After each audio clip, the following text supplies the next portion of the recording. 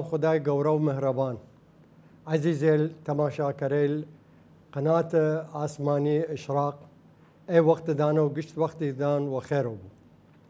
خۆشحاڵم جارێکتر یەکەوە بگری من تا ئێدامە بێن مەباسەیلمان وەبان کوردەی لە فێلی شوونیان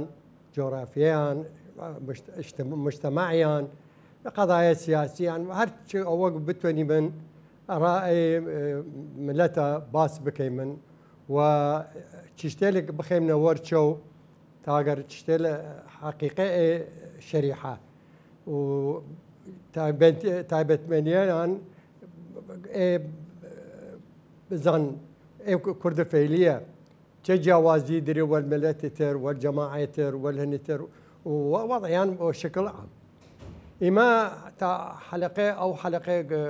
أو رجع باس كردي من باس لوربي. وتي منيش أنا لور خوي أصلا لأصل خوان كردن. وناو أو مصادر ليشا نشان دام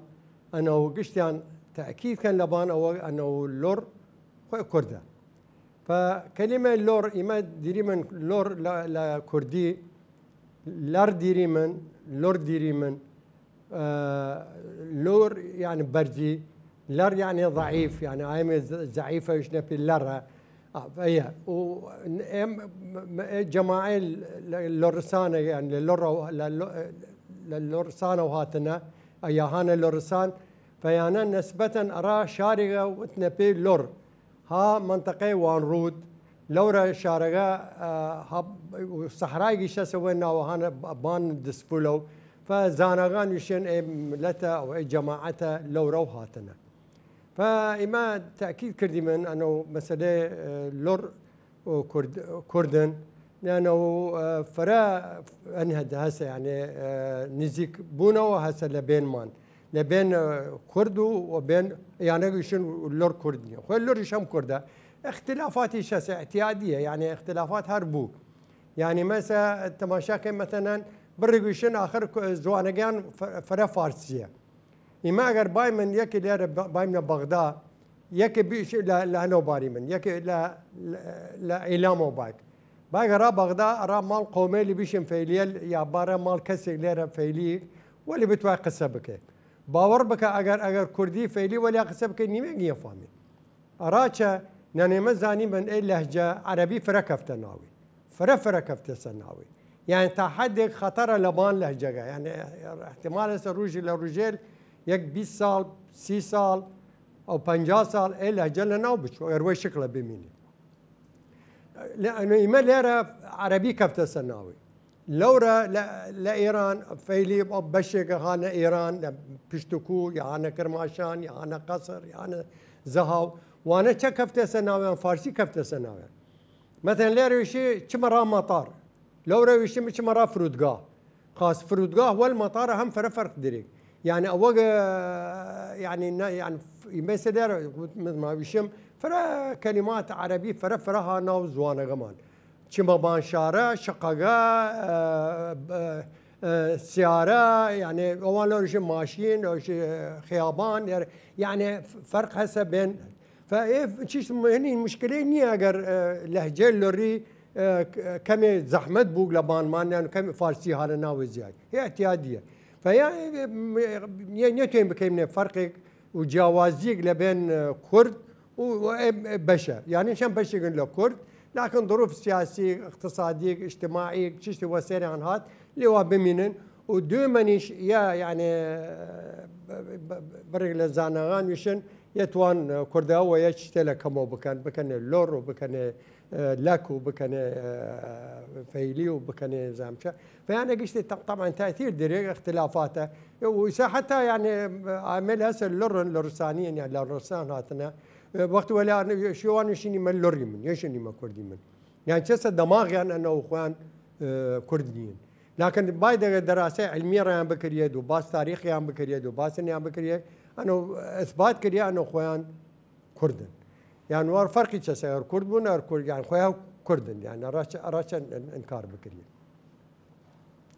إذا باي من بان منطقة بشتكو منطقة أساسية كرد فيلي لمنطقة بشتكوها پشتکو منطقه ها بین جواليل برس و سخته و جيل درن للا سيمرو او قورايغا ولا ناحيه ريشو درن حتى صحرايش درن فاي منطقه تقريبا هنا يعني بيشم شتي تركرياغا يعني زحمتها يعني مثلا كسب بشوارع وجي واسانينيا ريوباناني شي اسانينيا فاو مردم يشغ هانا تيجي حياتي يعني اول يعني باس اول بكي ما يك سد 20 سالك سد 50 سالك حياتي يعني قشتي لبان زراعه بي ولبان حيوانات ما يتكردن حيوانات ما وكاور وبس واشتري داشتنو واستفاده كردن لليله شيري لا بانيري لا هني تشن ملابس تشتي بيستنون يعيش تجامبي فحياتي يعني هنبي يعني بيشم كوتشريبي يعني بدوبين يعني دائما زياتر يعني لجير بين شادر نشين بين يعني لجير خيوات يعني لجير خيمه بيشم عربيه يعني لجير خيوات يعني دوار وكردي خمان يشنبي عيننا دواره خيمه قوراسه يجي في الدوار يا التي اخوان نتبين وحتى يعني تا اخر الحكمان والي ويانا ممنوع بمال بناء بكن هوتن دار بمين يعني ناو اي خيمه نلا وعيشتها بكن لي خاصه ودي اخبان الناو شار ودي اخر يعني خوش شار نو طبعا يعني بان الناو مال ومال رام بكريه وجير رام بكريه وتعيين بكريه فهي تاثير كي بانيان دي اخر او روح يسدرنا لدسي عم بتشوف إما زاني ما عائلة والي لو منطقة يعني تقريبا حدود 6 سال يعني عائلة والي وناو فيلي بين يعني 6 سال زيادة حكم كردن. إيه حكومتي أنا شو إدامة دا يعني شو هيشتنيان مثلا حكومة مركزية وصغر قاجاري بيو أجر غير قاجاري أغان بين شو هيشتنيان إيه يعني إيه هم قصالة يكلشون يك هر والي مرد كره هاتشوني طبعا كر قورا يعني دائما كر قوراجي هات شوني نيجرت يعني حكومه قرت داس فهي شو يعني كردن انه هنالي بيو يعني كاريلي بيو او تشتري بيو هيش يعني ادامه بين وكاره يكي قال لي سختي منطقه غسا سختي منطقه غسا يعني كسنتوني هجوم بكيابانا هجوم بكيابانا انا اشتر ولا يعني زحمتها ودومنيش يكتر هنا انه بينا حراسه راح حكومه ايران او زمانه يعني اخوان والي انه ولايك بي تابع جزء من ايران شاه داشتن سلطان داشتن حكومات بين فيانا بينا حمايان حدود قران قرتون فكس نيشتن بشو ناو بشتكو وفعلا تايسه كس نيشتن ناو بشتكو واسمهن يعني داقيركر يعني محتل ابدا حتى يعني عربان كنا نزيكو بين مناطق ولا شيء اخر وان طاران يعني فيكي قال لي جغرافيا منطقه سخته فواساني كاسيتني هجوم كيباني وين دوم تشت سبب مالياته بولا يا او منطقه او زمانه دائما وارداتي وهنا قشتي ضرائب وضرائب يعني زاني اشكال ضريبه مثلا هيك سنه لبان زوا لبان بزان شدري ممتلكاتي كسا لبان حيواناته لبان ششته فدائما يعني ضرائبان قردي انا وكردن وكل كردن راكو كل كردن را حكومه مركزيه راهن ارا في مرات طهران ارا كوره كل كردن بيلاغو راهن كل كردن واني شاو يا حكومته وقت دين راهن بيل واساني تيك دي مشكلين دي ف بيجي لي انا عامل اني تريش سبب تر والي سلطيك داشت يعني كم وقتك تنس دائما جيش تشكيل بك جيش داشت عمله داشتو سواريش داشتن عمله جماعه خوان اوسات حرس جمهوري بي يا حرس ملكي يعني دائما والي قوتي الاخوه داشتن في عمله يعني عمله يعني هم مخلص والي بين وقش يعني محارب بين وجن بين دائما حاضر بين را حرب را تشتي انبي يعني تا حد شيء اگر خوسا هن دانس لي دهول هن حرب طبل دانس لي شو وقت طبل دان لي يعني حرب يا قوتي يا غني غاسه خطر غاسه شو ولا حدا جمهور بيجي لي انا هني شاسه سواري شاسه لعشائرغان يعني هم ها مليان اي عشائره ها مليان دفاع بكان فيعني دائما اي قوة جماعة عملة وجماعة عشائر يعني دائما حاضر بين هر وقت خطري بي يا چشتي بي انا هجوم كردن يا دفاع كردن يعني كردن يسوي شيء من رايك وكان خوي من ونابرك ان شاء الله دعوة يمنا خدمتنا.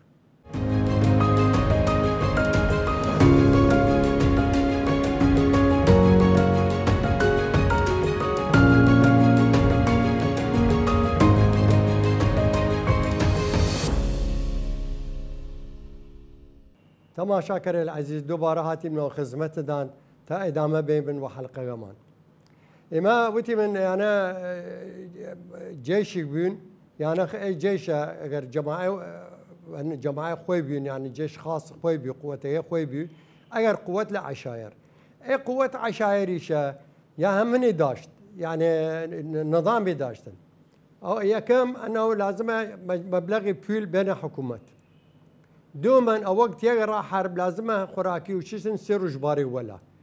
سيمان يعني مصاريف خوي بيري يمل يعني انا يزعم شو بيشم يعني كان يعني حرسن يعني شيسين يعني لهساو خوان تينا خدمه والي فاي بي تشتغل دائما هيشتيان والي دائما وقوت بي دائما قدره من بي ف واي سبب نيشتن حدوديان كسي بايغاناوي فيرى حكومة إيران المركزي أو حكومة يعني أو حكومة زمان قاجارية بي كي بشاغان يرى فريتش خاصي بي يعني دفاع كان بان منطقة جيان وهيش تكليف نيش يك حكومتين يك استزاي غير حكومة مشكلة داشتو جيش بارق يعني بك زحمة يعني لازم مصاريف بك لازم السلاح بالسينة لازم يعني وانا قشتي حاضرا خاصة جماعة يعني عشائر السوارة عشائر يشنبيان وانا يعني حاضرا نرى قشتي وامكانية خوان هرك امكانية خوي دري هرك وان خوي تي دفاعك فهي نظام جنبي فهي يشتكي ب انه حكومتها اللي انا راضي بي يعني راخوان كم كار كان مهم كان ما مش والي شرح خوي كيف كارك يكله يك عامل تريش هسه او سبب تر هسه يكي خوي السبب يكي سبب مهم انه والي وت ما اني من يعني عائله واليان قشتي وتني ما سيدي من ونسب ما نرى امام علي عليه السلام اما نسب ما نرى وانسه فلنا هي شو مردم يعني دائما احترام السيد قرن يعني السيدة لأخوي احترام خوي دري قشت ماني ما يعني السيدة وأولاد الرسول وآيم خاصي وباكو وهنا يعني احترامي قريب من اعتيادي وان هم سيد بين وتني ما سيدي من أخوان سيد بين وهمش إضافة لبان والي بين وحكم داشتن وهن داشتن فهي قوتيش داشتن كس نورس ولا انقصة بك فلو سبب أنه منيان إدامة دريان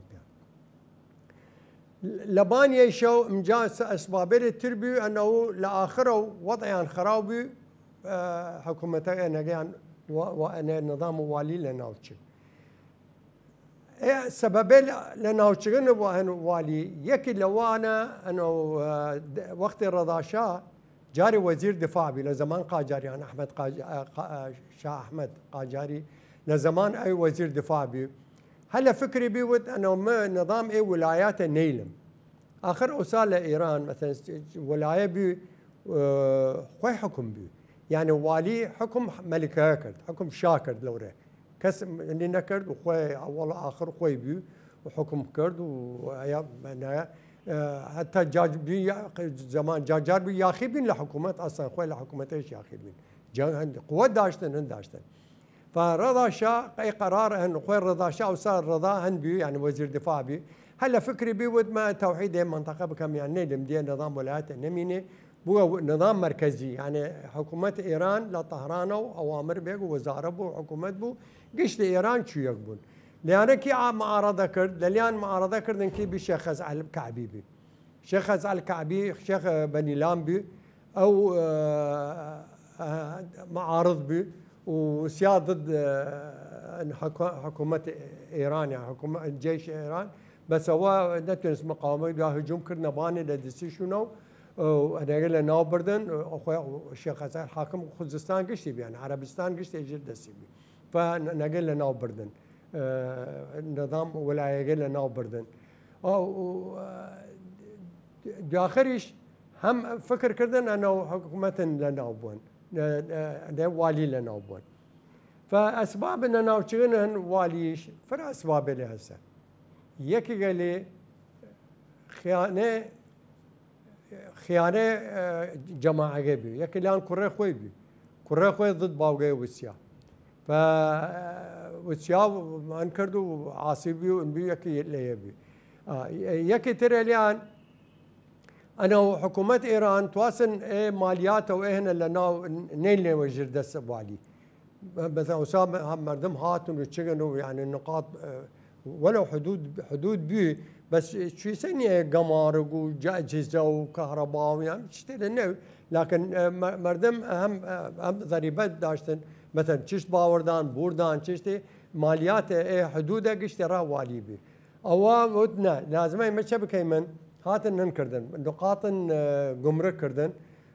جمرك قشتي وارداتي را حكومه مركزيه را حكومه شاز ليه هم هن رازين يعني والي رازين في الفرق لكيسيان شو حتى وسيانا ضد كاريشة يكي لهنان مأمورين لهن قمر هات لري كشتني فيا ديوم هنا قبي فسيم تشت ثورة اكتوبر بي لروسيا ثورة اكتوبر لروسيا بي نظام يعني مبدأ شيوعيتي بناء بكفتين ناوة باو بي مردم يعني افكار حزب الشيوعيش افكاري هم انا يعني ضد اقطاع اخوي ما زاني من النظام ولايه ووالي ويعني النظام اقطاعي فاوان هاتن وقت حزب الشيوعي هات حكم لروسيا وثوره بلشفيبي يعني كردن را فلاح ورا عامل وتن يعني لازم حركه حقوق ويب وحركه هنبكه وباور بكن تايس جاري يعني الرأسمالية والاشتراكية أنا عداوان يعني أهم قصالة قشتي للجاي ثورة أكتوبر وتائسة هاي مشاكل هسه بين دول اشتراكية وبين دول حتى الدول الاشتراكية شنو كان الاتحاد السوفيتي كان جمهورية بيقشتي نمنيان وخلاص بين لكن مع هي ما جارك دجمنيها بين يعني يك نظام شيوعي ونظام رأسمالي مستحيل يكونون فانجليز رخيان شغلهن وتنوى يعني عشاير وششتا بكفن شون شيوعيريو ويا بكفن والروسيا روسيا سلطه داشت منطقه هنكرد فلابد يا ترسيان هاتن انكردن يعني مساعده حكومه كردن او انكردن تاجر نظام لنا بشو يعني وسيانا ضد نظام والي ولايه فهي كار مهم بي باخر مجاوب بي والي هاترا عراق هاترا عراق يكجار وقت يشاو ساها تسرى عراق لزمان عثمانيان شيء وقراهني نكردنا يعني والي كأي شخص بيه هاتس الزيارات وهاتس سرى كربلاء والنجاة فراكورة والي شنيسان منطقة فرا جوراي سن لحد لا زرباطي أو ناوى وشيخ سعد وإيدا فيا بخسايش نبي يا قشتهن خويا ملك خويا سن يعني راخوان سننه وساو كردو روجي أولا تاوسان الزمسان بمثلا زمسان سقط بيعتاتن يا غير خطورة بيعتها شيشتي بيعتها هاتنا را أوريلا فوالي هات من العراق وجماعة ولا هاورد وهاتن من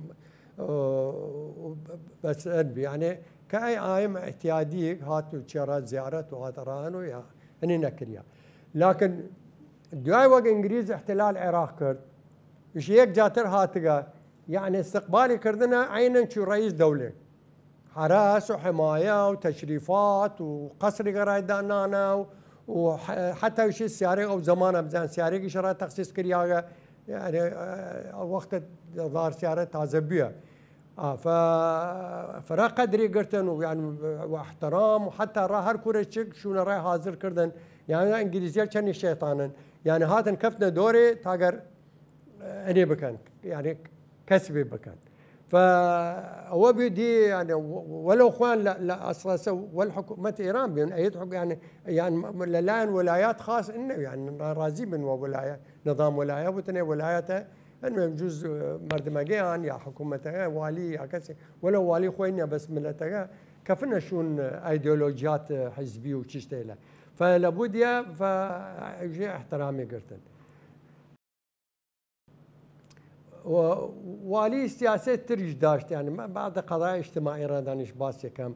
يعني تواس دوسي والبكي والشخصيات منطقة بكي قشتي يعني إذن إيش دوتي داسة يك أيام كاملة الشاغان دوتي داسة بحر العلوم سيد بحر العلوم يكي لمراجع أو زمانه بيلا النجف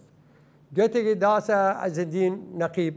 عز الدين نقيب يا نقيب قوراي منطقة مناليبي معروفة وهي عائلة معروفة هو عز الدين آغاوش نبيان يعني معروفا يك جنيجي أو يام جني يك جن داشت أو فرج جن داشت يعني دوت واليبيا وتاجر شبكة بزان تا علاقة بك ولا عشائرة ولا شاريلا يعني منالي مد أوسا منالي شيء سنة منالي أوسا شهر قوراي بيا وباخ وباخات داشته وبوسان وآو وخيرات وهني فربي ويكي شو حتى يعني عز الدين نقيب هن بنائب لبرلمان عراقي او وقته معروف بي حتى لخانقين باخ قوراك داشت لو راور قراجه كرنديه وهسه لو را انا مقرن يكيتي هسه هالو بيشتو ناوا يا باخ عز الدين اغبي او زمانه فمعروفه يعني شخصيه معروفه دوتي يدوتي دا شيخ شاكر قمندار شيخ بني لام فيعني واسطه دوتو جن خوازي انا علاقه ولي مرد مجا خاص بها كاس العراق كاس محاربين نكد ابد بده اخر يجاتر شورى ايران وهن عفوي كرد ود ما طلت ايام فتره تقشت حمايه ايران كردي دو مخلص بيدا صراح حدود ما نراهن بورا وراخد بو بنيش ودين شغو هم بيا مشاكل وشي يجاتر دي هات ورا العراق لسال بيسنو من العراق تا سال سيونو امر خدا كرد لير العراق امر خدا كردو اسا حال قورجي حال النجف ديار مردم ناس نشي قور حتى وعربان جا مقبره الخان على نزيك امام قصه فمشاكل فرق بيو دائما مطامع بيو دائما داخل شا سيطره كردبان منطقه غاو جنرالي هاورد كوبال ناوي بيو او بيا قائد منطقه وقشتي قرت وانكرت لكن جماعه انا ملك شايل خومان جماعه انا هم ضد انا هالستيان ضد نظام ملكي يعني ضد حكومه الستيان شهاتن شكردن هجوم كنا بان جماعه كوبال لناشاري خوي شاردو لاهن لا قلعه فلك الافلاك لورا خوي شاردو وجيشي برد اوريلا حفظ كرد وانا كشتونا جاك رايك ترين كرد قائد تربي لمنطقه كرماشان يعني لو مناطقه وتبي برا السفيم ترى يعني شي شوار درج محاصره كردنا داخل وقوه تازيغات لحصار دري كرد او بدي والي جاتر هاته ورا بغداد من ما وتما فيدان هاته ورا بغداد دي هلا بغداد من وكريشي بيهم هم بيا قورا لورا يارون يا اخي بي ضد باوقي هم دانا بي يعني مجال دانا بي افكار دانا بي جي دانا بي مسؤوليه دانا بي فيعني مشاكل اللي بي وداخلش يكثر المشاكل لانه فيلو ماليات دي لدس درشك خاصه وقت بتوع حكم بكيدو ايم داشتوين لازم بيلاشتوين لما بالغ رجل دست بو فيا نكورا هاورد بي ضرائب لمردم برد ومردم ايش فردي آس بين عاجز بين لضرائب يعني ضرائب يعني سخت بين عاجز بين يكي هو يكي ماليات حدود قشتي وهاتوا حكومه برده فدي يعني شبكه مثل ما قلت خيانه شون بلا بينيان فمجبور بدي داخل هاتوا مثل ما شوف في هات العراق يا العراق موضوع شيء من النوع موضوع تر ان شاء الله باس شارل فيلي بكيمن شارل فيلي شل العراق يعني شل ايران شل مخوبان زاني من اما اصلا منطقه فيلي منطقه يك شكلها يك منطقه لكن حدود سياسي بشكل ده إذا شو مثلا قبرص أخوي جزيرة كردنا دكتور كنت يونانية كنت تركيا خاص وخويش قابلة يعني ديواري لبين يعني أو سا يك ولاد بيون ويك حكومة بيون اسقف كما قسك بكاريوس حكميان كرد وقشتين بنيون لكن تركيا هجوم كردنا مليان لهفتا وشوار نيميجي برد بيسا منطقة قبرص ده قسمي تركيا قسمي يونانيا هلا هفتا وشوار وتايسة إيماش نفس الشيء إما ما هذا جاريش هم ردنا باسي كردما شل لهنو بيو لا ما هذا الناس ساكس بيكوبي مجا لوزان هات ناوي إيجارين بي فمنطقة خمانية منطقة قشتي يكيجا جغرافيا يكيجا قوم كاران قشتي عشائر مان يكيجا مذهب مان يكيجا زوان مان يكيجا فدابش بي وقشتي بيا ضد الدولة هاي مثلا قومي هاورا قومي هايرة يكي هاورا لأنه أخوي هلا أساسه هي منطقة بيها لكن سياسة قسمك فإما يعني ولات مانيك ولات بيها بس بشكريا وأنها ولات فيلي وبشكريا ولات كردستان قشتي بشكريا تا أي حدا إن شاء الله ورا جارتر بنشنا خير وإن شاء الله وخير وخوشيك وقريمة